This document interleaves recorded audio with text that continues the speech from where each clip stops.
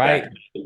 Happy Sunday. Happy Sunday to everyone. Jeremy, I motivate me. Dave, Langenthal Okay. Labs, Train, Adapt, Grow. Find us on Instagram. How's everything going over the weekend, Dave? Tell me a little bit about your week and how are things?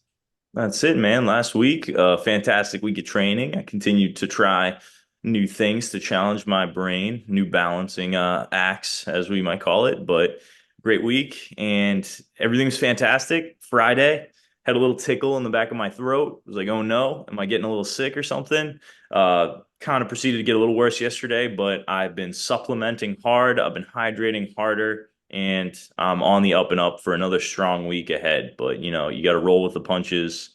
And I might have been a little bit less inclined to work out over the weekend, but that's all right. Got to take care of the immune system, and can't wait to get back into it this week. But great week across the board. How about yourself, Jeremy? How was the week? Excellent. Actually, that's very similar to what the kind of week I had, especially later in the week. 2 weeks ago, I had an issue with my sinuses, and I'm fine 1 minute. I start to sneeze, and that all hell breaks loose, Dave, when it comes down to that. So runny nose, itchy eyes. I've never had this before in my life. I grew up with asthma, and so that was my, kind of my thing that I had with allergies, and I grew out of that over time. So I've never really suffered from it. Probably from high school on, I never really had an issue with that. But lately here in South Carolina, I know you're up in the Northeast. I don't know what it is for you with the pollen, but I lived in Boston for 9 years, so I know that it gets to be pretty thick for me. The last 3 weeks have been a nightmare at times. Where in the afternoon, from being outside, I get itchy eyes, scratchy throat, and then my nose runs uncontrollably. I like to breathe out of my nose when I sleep, and I wasn't able to do that. So I found myself breathing out of my mouth more, and it's just very uncomfortable. So I feel fantastic now, but just like you said, as much as you want to get to the gym and do, kind of continue to push yourself, especially when you're on a mission, which I know you and I have talked. We've both been on a mission lately, so Locked um, in. you Yep. you really have to take a step back and understand that's when you have to take a break and recover. So, and you and I talked about it with I've always wanted to interview Michael Bisping, and you and I talked about that. Bisping talked a lot about overtraining and that confidence that one has to have to know when to take a break, hydrate yourself, rest, and recover. And thankfully, I feel much better. I'm clear today. But Good. yeah, it's been something I'm like that. glad. Yeah, it's no fun, right? You got to take care of the minimum required dose of body needs before we get to elevate and optimize. So Yes, that's, absolutely. you can't get upset at yourself for that. So Yeah. it's good. Looking forward to being healthy this week and getting back to business. Yeah, absolutely. I'm kind of itching to get back, as a matter of fact. Today, Sundays are generally my days off. So yesterday I did have patients that I worked with the phase 2 cardiac rehabilitation that I work with patients with, and Sundays are kind of my days to relax, but at the same time, I've got a load of laundry in. As a matter of fact, I hope nobody can hear it in the background there. But uh, at the same time, I like to be out and about. I'll take the footballs out today and do my normal physical fitness routine, the leisure Hell activity. yeah. So I'll do that and skip the gym today, which is fine. But we'll still get out there and get the blood pumping, get the oxygen going in the brain, just like you talk about, connecting the brain with the body. That's what we want to do. That neuromuscular activation. That's always important to do. And so it's a good Sunday, and I do see the pollen on the rooftops of the other houses outside here. So All right, watch out, bad sign. We're probably a month behind you, but we'll be right there. you are, yeah. I Right? try to pay Because I know it attention. gets a little warmer quicker down there. You're darn right it does. That's why I moved down here, Dave. I mean, hey, that's pretty solid. I wouldn't So, mind that, but I think I'm going to go snowboarding next weekend, so I all may right. get one more good run in. And I love snowboarding, man. So that's my I jam.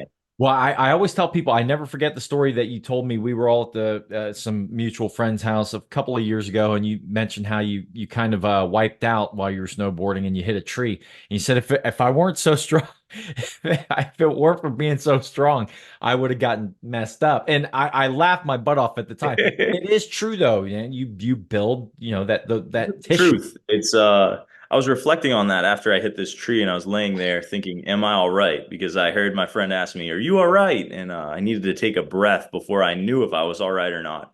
But Yeah. in that moment, when I did move my body and I was okay, um, so I'll paint the picture for you guys. I was first time out in Colorado. I was super excited. I've probably been snowboarding for 3 years, and I was going with my friend who'd gone snowboarding his whole life. So if you're in the ski and snowboard space, there's a big skill gap between someone that was going since they were a kid, like a child, and someone who picks it up in their early 20s. But whatever the case, I was excited. I was ready to keep up with them going down the mountain because I was pretty proficient at that point. I've been several seasons, but the first time in Colorado, the density of the snow is a little different because you're at higher elevation. Like so the moisture is a little bit different than New England where it's a little bit harder, icier. So carving's a little bit different with your weight distribution. What's And carving? so carving kind of like the way that you're digging your toes and heels into the snow. That's what I call carving. So Okay. like, if it is icier, you can have a sharp edge and you can kind of dig a little bit harder when you're carving. But if Okay. it's fluffier snow, if you dig hard, you're just gonna plop right down versus like you can be a little bit lighter, a little bit more finesseful on it. So I hadn't had that kind of experience where I knew the difference. So much so, I was just like, "Oh, I'm ready to snowboard. Let's go. I'm excited. This kid's not going to go faster than me. I'm going to keep up." And then there was like a little kind of switch between the paths. We're going down. You could either go down a hill or kind of go left and go around. So it's kind of like a fork in the road. And then when I went to kind of go heel side, my board slipped out from under me. So instead of being able to turn to my left or turn to my right to go down, my board slipped from under me. My momentum was going right to the trees. And then my body, this is the tree. My body's, I'm laying on my back on my side and it hit right in the hip and my body horseshoed around the tree. So if the tree hit you right in your hip and all your momentum was going toward the tree, I heard a little crunch and I tried to stop myself as best I could as I was going to the tree, the inevitable like, crash. It's like you digging in, trying to slow yourself down, but you have too much momentum. But then boom, hit the tree. Took a second, took a breath. My friend was like, "Oh, you're all right." He was like kind of laughing because it's kind of funny when you have one of these instances.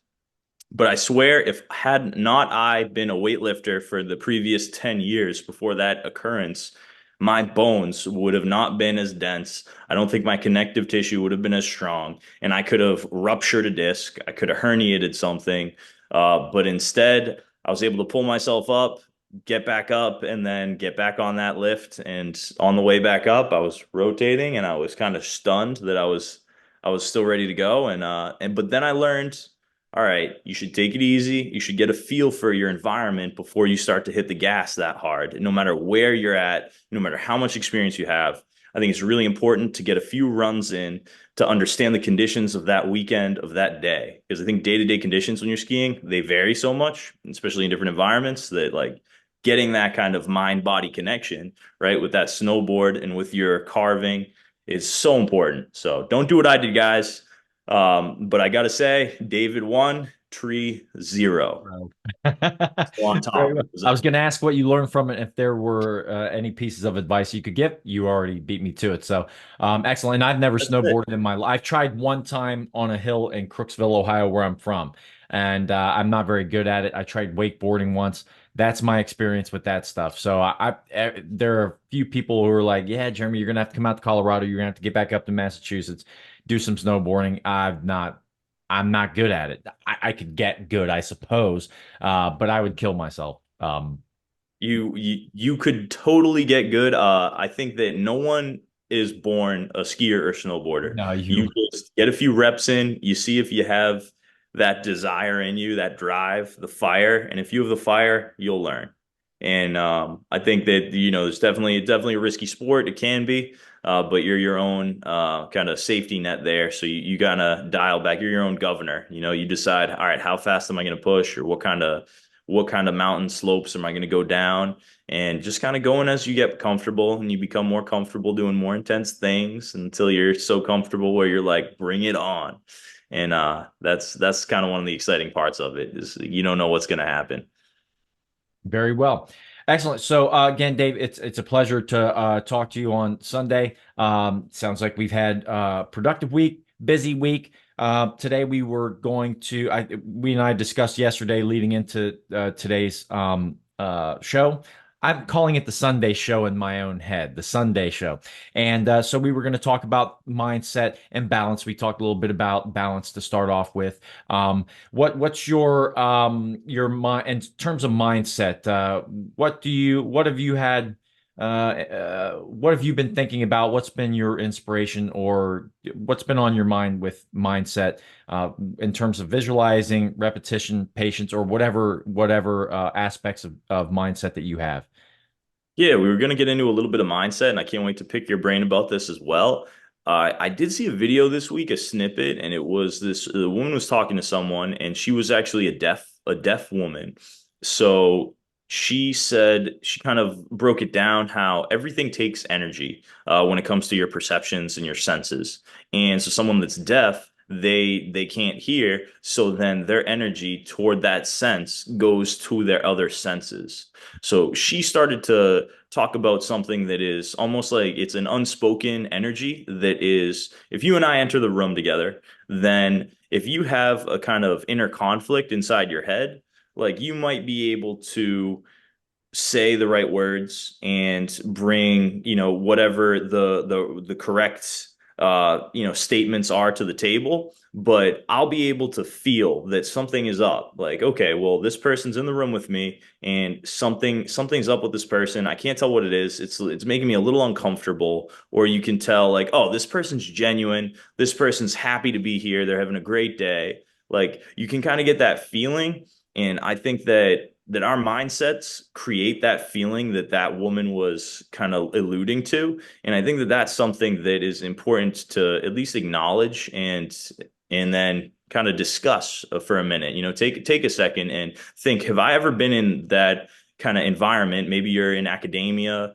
maybe you're in sports, maybe it's in the workplace, but there's colleagues and coworkers, maybe management, and you can feel like, oh, there's something going on there. There's some inner turmoil in this person. They're not being genuine to me, or like, oh, like I think there's a part of the brain also that identifies, is this a friend or foe? And that part of the brain is almost provoked by this kind of electromagnetic frequency or whatever that energy is that you feel when someone's in the room. So I thought that that was fascinating. And the fact that our minds, our state of mind can kind of create that and express that in our environment is even more important than just having a good state of mind to attack the day with. That's something that is even more profound. But I don't know, what's your experience with that, Jeremy? Have you ever felt that before? Of course, we're human beings. It gives me goosebumps when you actually talk about it. It's something that I've learned to be in touch with. I talk about the five senses in my book, which, obviously we have our sight, smell, hearing, taste, touch. But at the same time, we live in that three-dimensional world with those five senses. However, David Icke once described the frequencies of information and energy around us, the majority of which we cannot perceive through the five senses, which requires us to have an intuition, which is our sixth sense, or your anteroception or proprioception. And I won't get into antero or proprioception right now, although it is something that I would like to talk about, like dedicate maybe a half an hour or two on another Sunday show, and talk about, because it has to do with the being in touch with your body, communicating with your soul and your spirit with your body in the physical sense, and connecting the spiritual and emotional world with that physical aspect. Now, getting back to, like, let's say intuition, where you can tell something is going on with a person, even though they may put on a smile, they've got a good attitude, maybe their enthusiasm lacks a little bit out of character from what they normally sense, or that you sense with them. What essentially occurs is that, according to Wim Hof or David Icke, the majority of frequencies of information around us are invisible to us, and it goes right through us without us being able to perceive it. For example, in my book, I write about how a dog can hear a dog whistle, where a human being, it's above and beyond the frequencies that we can hear, but the dog can hear it. Or the dog or an animal can smell things more so. They have extra perception senses, or extra cells that special cells that allow them to sense and smell through smell or their hearing, whatever the case, to be able to smell things from farther away. And that's just a prime example. The majority of the colors around us on the light spectrum, we cannot see. We see Roy G. Biv. We see the colors of the rainbow on that spectrum, but there's so many other colors that we cannot perceive. This is where we develop infrared. We develop different technologies to be able to sense other aspects of light, body heat, radiation. We don't see these things. You can touch it to a certain extent. You can feel it through that sensory, but Yeah, the those things are majority, real. We can't even see them, right? I think a good example recently was that gravitational wave.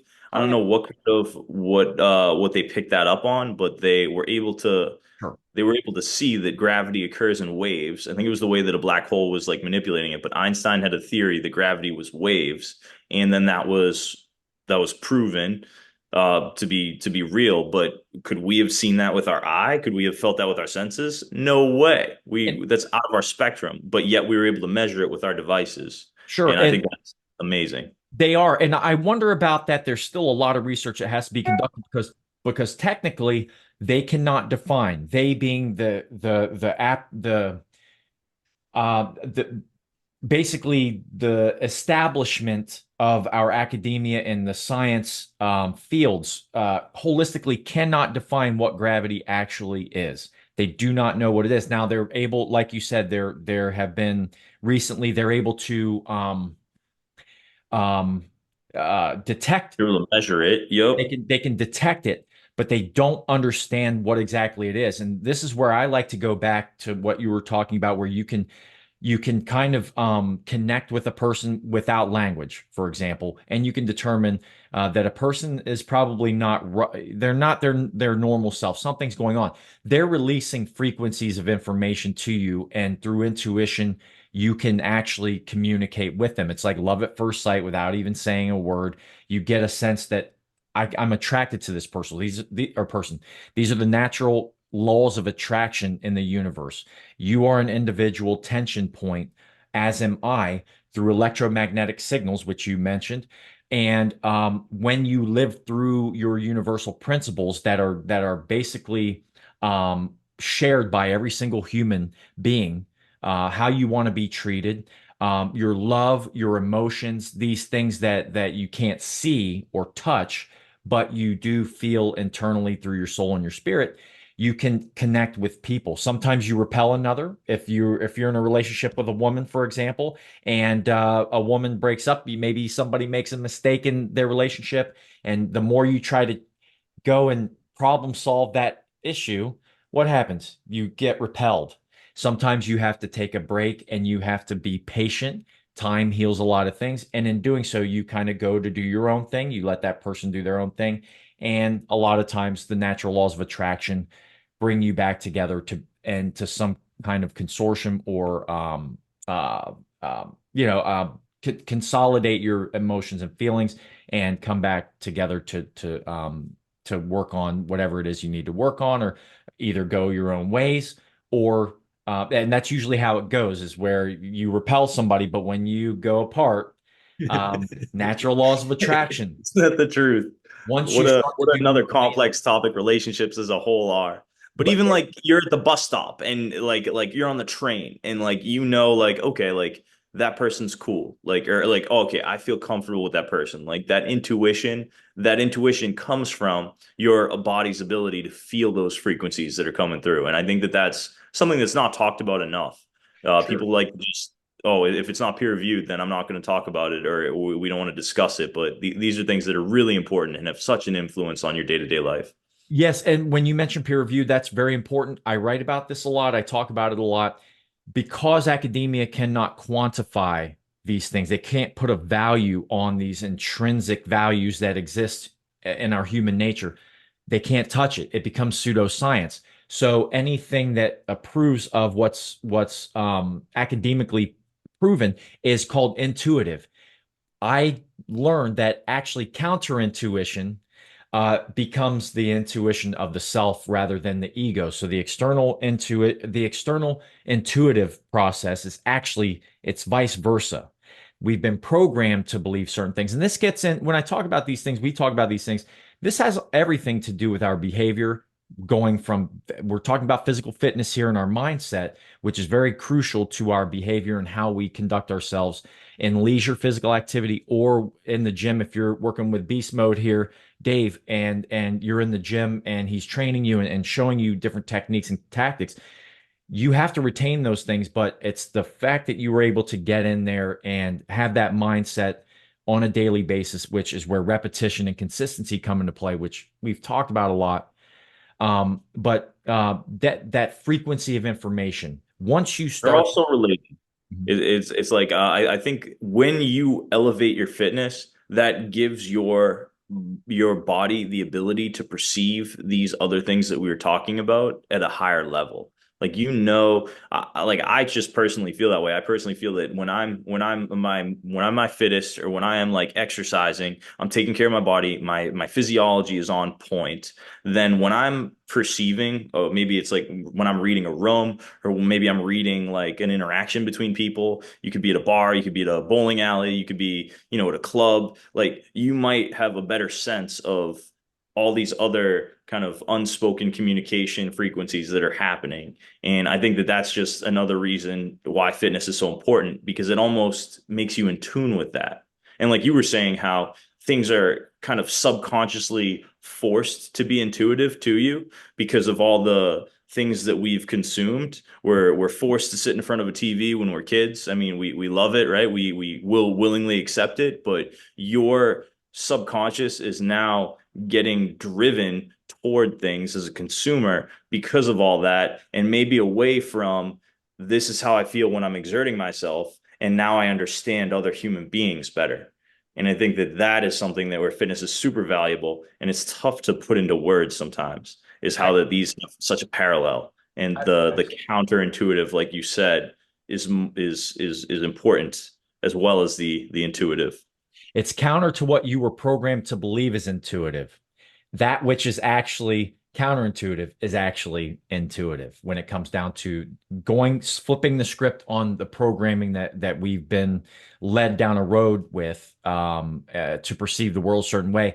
And that's when you start to understand the world around you. You develop better empathy with people because you've had to take a look. You start to look within instead of externally, and instead of allowing the external things to define who you are, more so you look in, and therefore you're being able to determine who you actually are, and it makes it easier to read people, be in certain positions, and to be able to visualize certain things about what you want to do and manifest them. Whether it's, if you're trying to get bigger biceps, if you're going to think about it, you're eventually going to get bigger biceps because you will start to determine and understand what it is that's required to do those things, to get the bigger biceps, to lose weight in a certain area of your body.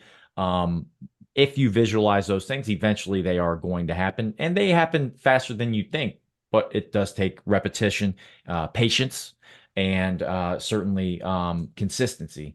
And when I read a study a number of years ago, getting back to the how your body can perceive frequencies of information through beyond the five senses. So the heart in the aortic arch actually has special receptory cells, and they receive information from the brain, and vice versa. The brain will release hormones when the heart is responding to whatever it is in its own way. The heart releases vibrations and receives through the aortic arch, through these special sensory receptive cells, whatever they're called. They communicate with one another in ways that we don't really understand fully, but scientists, experts do know exist, and they try to figure out what exactly this communication is and how it works. And you and I, when we have our conversations and you start to talk about these things, gives me goosebumps. I'm connecting with you, and we're 1,000 miles away. And you're talking, but I'm picking it up in a different sense, in terms of our universal consciousness, who we are as humans, that the things that we share. All right. And so that's how we're able to identify, okay, that person's not having a very good day. And coming to where you and I train people in different fields or the same field, but in different apparatuses um, and types of training, you're able to interact with those people and be more effective and efficient with, your periods of instruction and your assistance with that. So I know that was Yeah, kind it's of big part of communication. I think that was very well said. I appreciated you kind of explaining the kind of your definition of the intuitive and the counterintuitive there. I thought that was really good. We'll definitely chop that up and throw that together. Very profound, mm, real stuff. But yeah, communication, like communication and reading people using those senses is so important for me as a coach. Like I'm a personal coach, so I see a certain amount of people every week, every day, and I meet new people, I have new clients, and then it's kind of you learn these people. It's almost you understand them a little bit more, and then your communication can improve and develop. And again, like as a personal trainer, all you personal trainers out there, it's tough when you get a client that you might not really gel with. Like maybe that's not your ideal kind of person that you want to work with. And then maybe you're going to work with them for 4 weeks, maybe it's 6 weeks, and maybe they're gonna repel from you because they're not your type of person that is meant to be around you and to be coached by you. But you can learn from that experience. You can help that person to the best of your capabilities. And then when they are repelled away or you are attracted to, other clientele, then that's just something to focus on even further to the point where I've been a personal coach for 9 years now and a pretty successful personal trainer in the city. And doing so, I've now going on my fourth or fifth year at Equinox in the Seaport. I know my clients. My clients are fantastic people, and we share commonalities in some ways. We might have a lot of different beliefs in some ways, but at the same time, we share at least some common frequency where we're able to have this relationship, this coach-client relationship, where I'm able to then get the better out of themselves. And that's one thing that we all can help each other do. And that's one thing that you and I specialize in is helping people get the best out of themselves. And whether that's like psychological techniques, whether that is, exercise interventions, maybe that's just thinking out loud and talking to people. Like all of these things are so vital to helping each other. And that's really what I think you and I focus on with our lives is helping people. And that's something that I think other people can do even at a better level if we're aware of all these different modes of communication through verbal and nonverbal yeah. means. And just to segue into a little bit of balance, because now you have to also have balance with being able to communicate, being empathetic, but also still challenging these folks, whether they're your patients, clients, it does not matter. One thing that I've been specifically working on over the last week, and I'm going to be doing a lot more of, is I always hold myself into account, and there are other people, thankfully, in my life who hold me into account as well. But I also although you have empathy, you really want to have a balance of communication, but also performance, because people are a lot more capable of doing things than they realize, and sometimes they're not going to do it on their own. Now, people like you and I are going to go down that hill with our hair on fire. I'm glad that you grew your hair back after setting your eyelids and eyebrows on fire, man. Going down that hill and wrecking it to a tree. It happens. But you and I will challenge ourselves like that. Not everyone is, however, like that. We all have different personalities, and it's important to have balance. And I know that, again, this is what we're segueing into with balance. Having balance physically, like you do really well with that one-legged squat on the dumbbell that you were showing on Instagram. Everyone should check it out. Now, for those of you who aren't familiar with doing those type of exercises, you want to make sure that you have some assistance.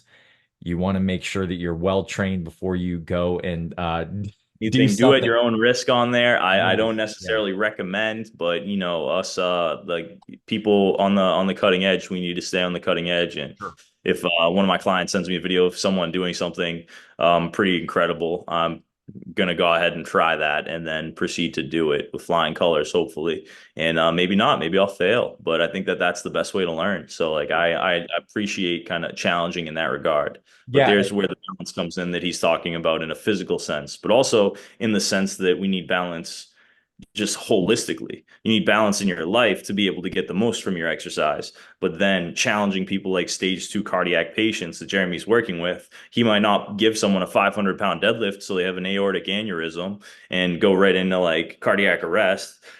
He might have someone, sit down with one leg or do a split stance, just a split squat, something like that. I mean, that might challenge someone like incredibly who's on that kind of edge of the spectrum. So that kind of balance, man, is so important for all of us to develop, whether it's single leg training. I had a big conversation with my roommate Steve a while back, and he started doing single leg training since he really wasn't doing it because a lot of people don't even think about it. But it doesn't matter what the single leg exercise is, whether it's a lunge, whether it's a Romanian deadlift, whether it's a rear foot elevated exercise. You got to do these single leg exercises to train your brain, train your body to balance, and then also you're getting a better effect for your connective tissue without having to endure such stress. Like when you're doing something with both legs, you have to load it heavier in order to get the response. yeah, So I think like those things are so important for single leg training and a big part of improving your balance, which will help absolutely. you not fall. And we fall. Like I'll fall. Maybe you'll drunk fall. Maybe you'll maybe you'll trust fall in a friend's arms. I don't know. Maybe you'll just like slip and fall sometime. But you want to be able to catch yourself so you don't break your elbow and you don't put yourself out of the gym for too long. Or it's just a real uphill battle when you're trying to come back from those things, especially as you age.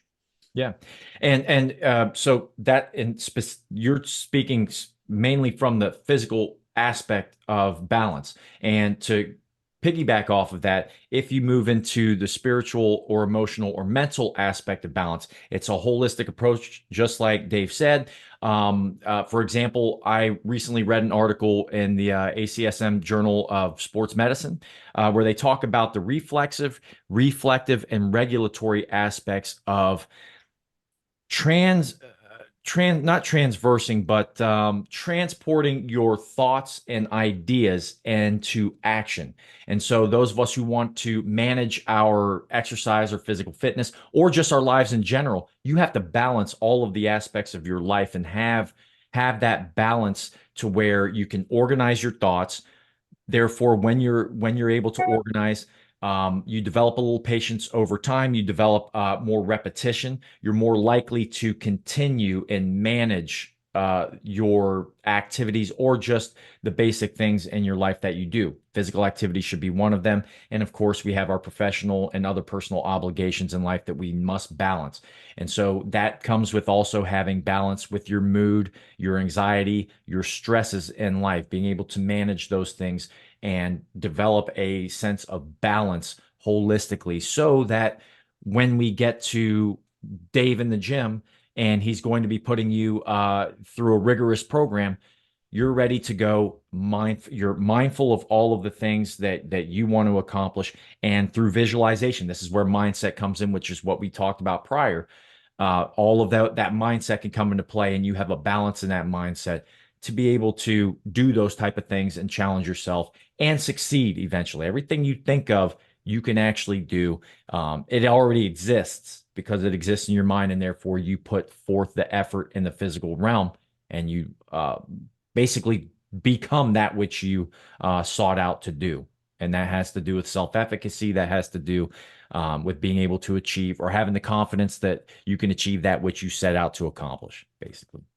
So important. And I really appreciate that you touched on the action component of everything because there's that balance side of it, and then there's the mindset part of it. But when you have the balance of everything going, and then you have the mindset to produce, and you have those thoughts, like taking action is the most important thing that you can do to get toward your goals.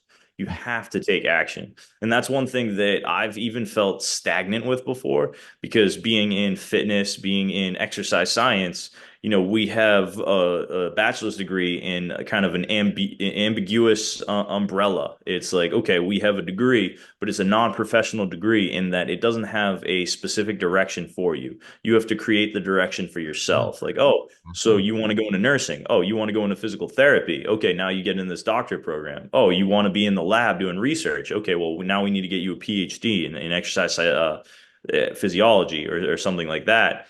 And it's like if you don't know who you are and what you want, then those all those actionable steps that you need to take to get closer to your goals, they'll be transparent. You won't have those. And without that, then there will be no action. And then that will continue to foster this kind of complacent, um, unhappy, maybe like dissatisfied state. And I think a lot of people are in that place because we're all such incredible human beings here and we have such capabilities. It's just a lot of people are hindered, maybe socioeconomically or maybe emotionally because of their parents or their environment.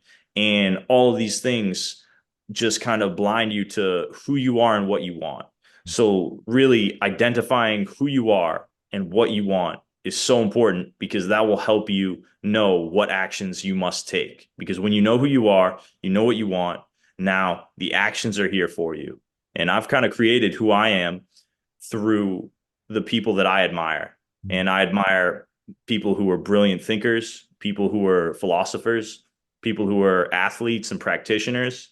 But I try to take any state of mind that has helped them have their success and apply it to my own life.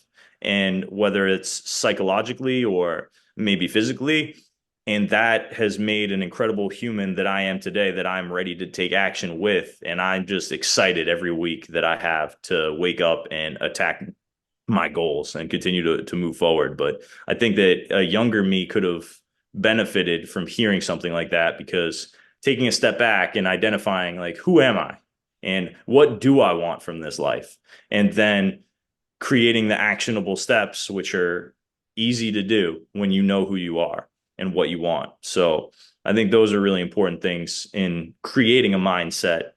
And then through balance, it makes action a lot easier to take. Sure. And you made a very good point. This is why you and I have spoken about this on many occasions. We speak about it in our inner circle a lot. For me, understanding the world in which we live, so socioeconomic environment, the socio-demographic environment that we live in, I talk about this a lot, helps you understand who you actually are as a human being, who we thought we were with our fancy cars and our nice homes and things like that. That's not who you really truly are. And to understand, this is why I like to have a balanced approach to my fitness. Yes, we can be physically fit, and I could go run 10 miles and I could do 20 pull-ups and these things.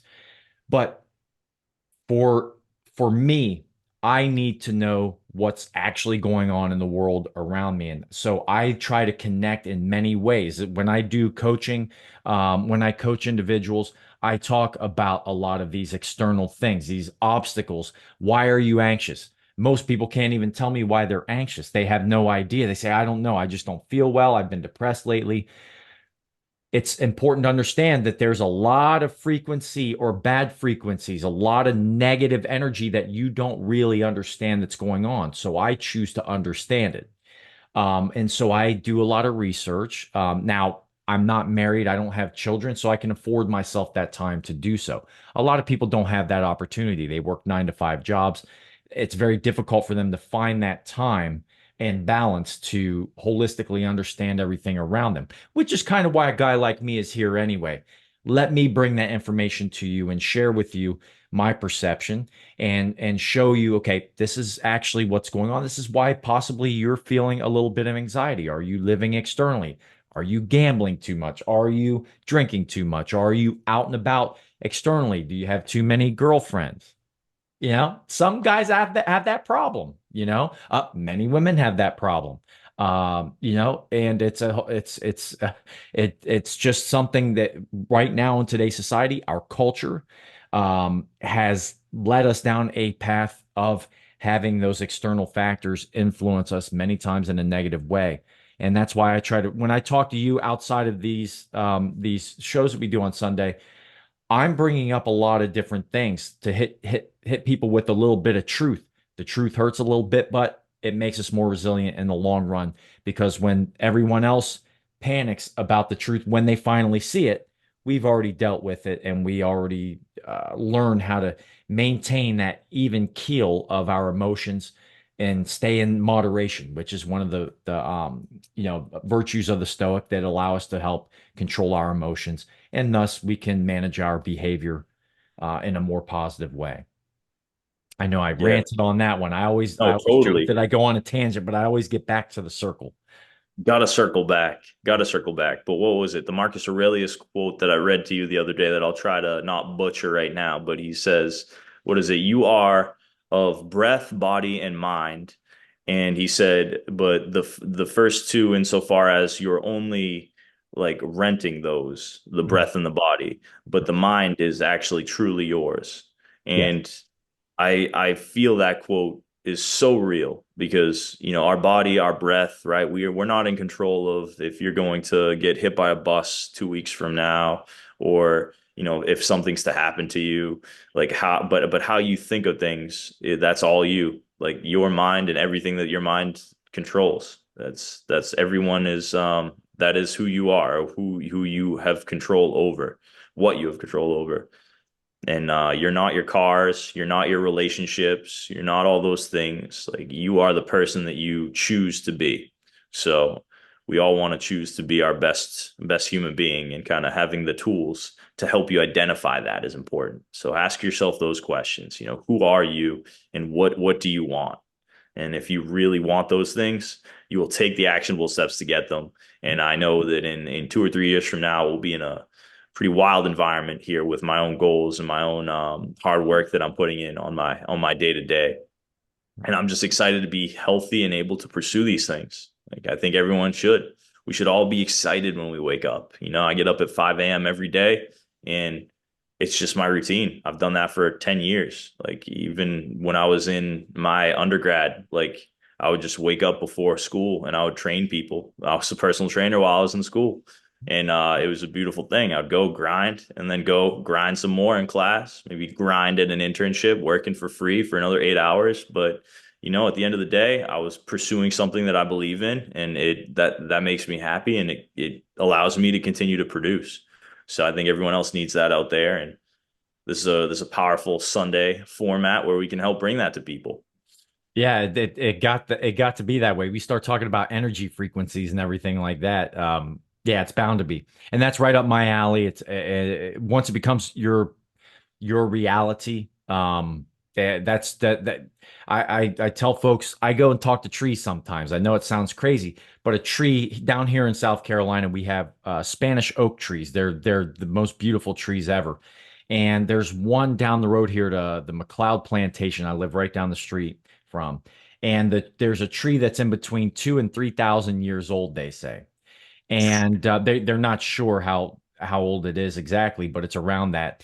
So if you think about a tree that's 400 or 500 years old or 1,000 years old, that tree has so much experience. And when you see this tree, it's got a bunch of things growing from it. You see squirrels, you see birds, but it also has like other fauna. I think that's the proper name for it, like fauna, like different like leaves growing from the tree trunk and the branches. And so it's just the ecosystem is like really eclectic and vast, right? So this tree has a bunch of experience. So I'll sit and I'll read a book, and I'll sometimes kind of talk to myself, and I'll talk to the trees a little bit. And you kind of connect with that wisdom, that knowledge that a tree brings. It's been here, it's learned to grow, and you learn a lot from doing those things. So it's a different frequency of information that we as humans tend to forget about. So when you drive past a bunch of, drive through a forest in your car, you're kind of shutting yourself off instead of walking through the forest and communicating in that way. If you're ever to, if you walk through the woods or go for a hike in the woods, it's quiet, it's peaceful. All of a sudden, you're able to hear the birds talking, and you pick up on conversations that animals have with one another. So that's a different form of communication that humans tend to neglect. And not to get too hippie on us, No, I appreciate that. You can uh, you can hear the trees, man. You can hear yeah, them creak absolutely. The wind touches them. I went for a 5 mile hike like last week. There was a Mhm. Tuesday. It was 55 degrees out here. It's been pretty cold. I'm out here in Massachusetts. I'm over in Quincy. But one of my favorite parts about America as a country is that we have national parks in Mhm. every state. Almost like every city and town has somewhere within a 10-minute drive where you could get to kind of a state forest. And I think that that's so incredible because I don't know if that's everywhere. I know in England there was some gardens that they call them. They're pretty much like huge, vast parks.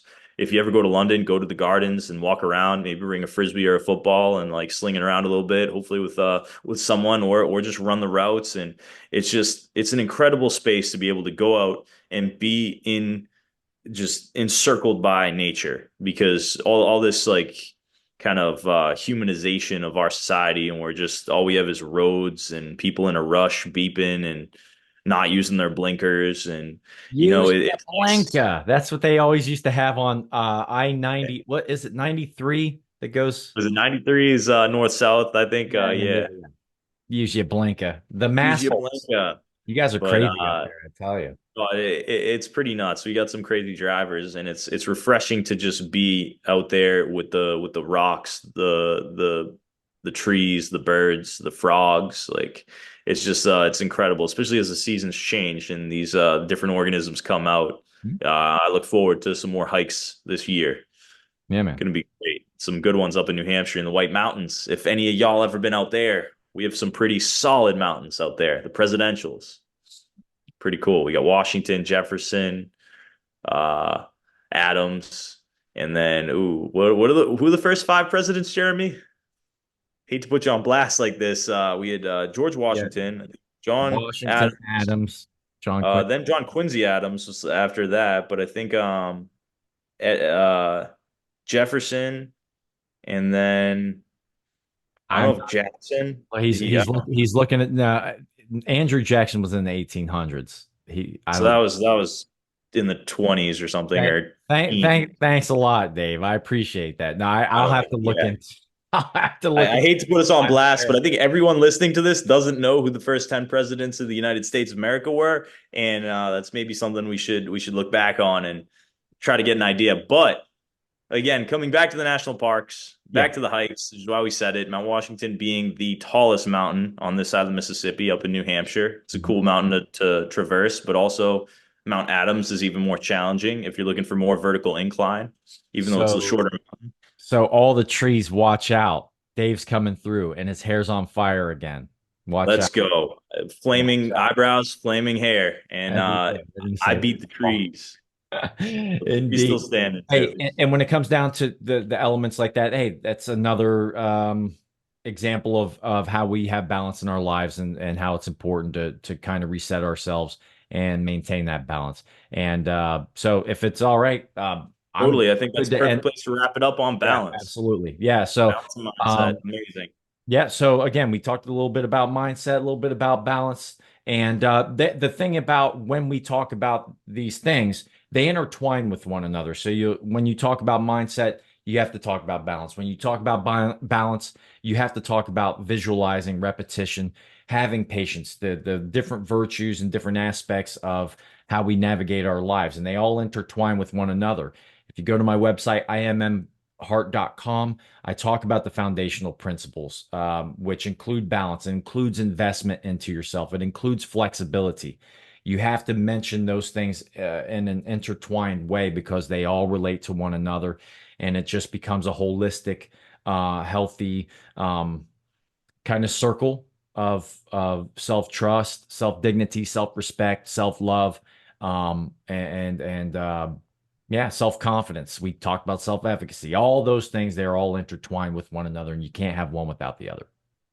That's it. Optimization, baby. We need all the facets here. So Yeah. hopefully that helps you guys. And come find me at Train Adapt Grow on Instagram or trainadaptgrow.com. Shout out. And yeah, let's keep nailing it this week. And I look forward to our conversation next week, man. You got it. Always a pleasure. Always. All right, Dave. Thank you very much. And hey, let's get it in, everybody. Stay motivated. Go. All right, later, Dave. All right, later, Jeremy.